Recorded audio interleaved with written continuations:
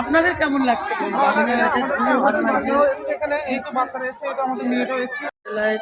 ভারপ্রাপ্ত শিক্ষিকা, এই মেলাটি আগের বছর থেকে শুরু করেছি, এটা দ্বিতীয় বর্ষ। এটি বাচ্চাদের সার্বিক ডেভেলপমেন্টের জন্য আমাদের সরকার থেকে বলা হয়েছে হোলিস্টিক ডেভেলপমেন্টের কথা। হোলিস্টিক মানে সার্বিক ডেভেলপমেন্ট। সেই সার্বিক ডেভেলপমেন্টের জন্য এই মেলা ভীষণ তাৎপর্যপূর্ণ, কারণ এই মেলা ভীষণভাবে সাংগঠনিক।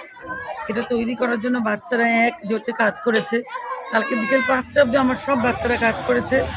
এক সপ্তাহ ধরে ওরা তোড়জোড় করছে, ওরা বাড়ি থেকে খাবার বানিয়েছে, ওরা এই সমস্ত মাটি দিয়ে প্ল্যাকার্ডগুলো তৈরি করেছে। এইটা বাচ্চাদের আনন্দ উৎসব, খুব খুশি।